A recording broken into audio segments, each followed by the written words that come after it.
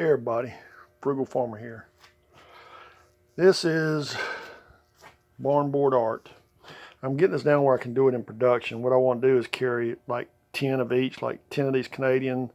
And I was making, this is supposed to be an American flag, but I showed it to a friend of mine and said, oh, that's a Texas flag. I said, then I looked up Texas flag. Yep, that's a Texas flag. So I've got to make American. What I'm probably going to do is have 2 reds and 2 whites, and the star like this. And I'm making Canadian, Texas, American, the Irish flag with the clover on it, and an Italian flag.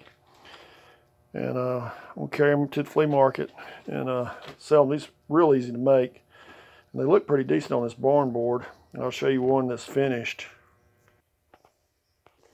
This is one I finished, and it's just primitive art, but there's something wrong with this. Can anybody look at it and tell me what it is? You're kind of going to have to guess. And it's kind of obvious. I didn't realize it till I was reading after I'd already made it. And that's just my luck, but tell me down in the comment section what y'all think is wrong with this. And I'll let it go for about a day, then check back, and I will pin a comment and let you know what exactly is wrong with it. And but if you get access to some really cheap barn board, and a lot of times you can pick it up off Craigslist, these are easy to make. And you see how I did my stencils.